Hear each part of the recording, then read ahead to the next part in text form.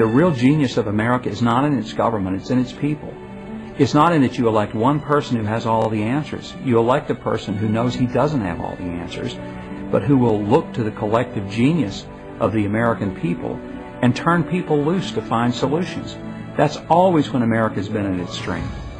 He has such a compassionate heart to see not only the situation as it may be, but to see how it affects people.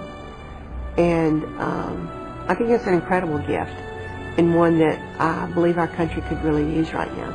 I think that one of the greatest things that he has for this country is compassion and his ability to understand people even from every end of the spectrum. I've yet to walk into a room where I don't watch him and I'm not kind of taken back and amazed at the ability that he has to really connect with the hearts of people. This really is a remarkable place, and we should embrace it, love it, protect it, preserve it, and make sure we pass it on to the next generation who have the same hopes, aspirations, and the same confidence that this country is going to give them even greater opportunities to do great things.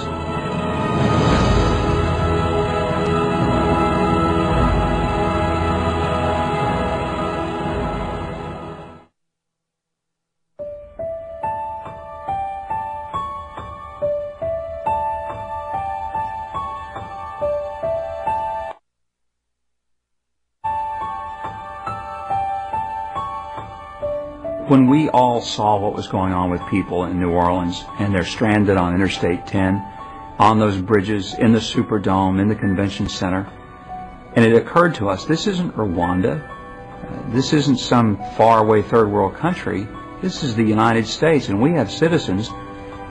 We can get a TV camera to them, we can't get water to them. And it seemed like that government had melted down at all levels, and there was a national outrage, understandably and rightfully, about it. And it was at that point I knew that when those people came to Arkansas for refuge, they needed to be treated like people, not like boxes, not just stacked and stored. And we told all of our folks, forget about the paperwork. This is about people, not about filling out paper and forms. And while we don't want to break any laws or break any rules, we'll bend them as far as we have to in order to take care of people. And that's what we did. I was so proud of the people of Arkansas. It was just remarkable how they just came out and wanted to help. And his leadership of putting people not in one area for one community to absorb all of the thousands and tens of thousands of people we had. And so we were able to spread the Katrina evacuees out into communities, out into church camps, out into different areas where the people of Arkansas did what they do best, and that's poured out Southern hospitality all over these folks. And because of his leadership, I think it worked like clockwork.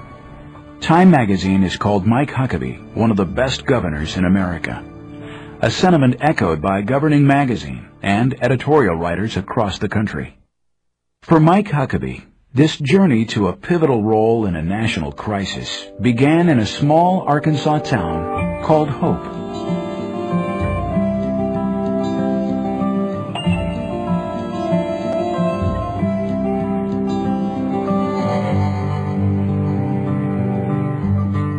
His dad was a firefighter who always had a second job.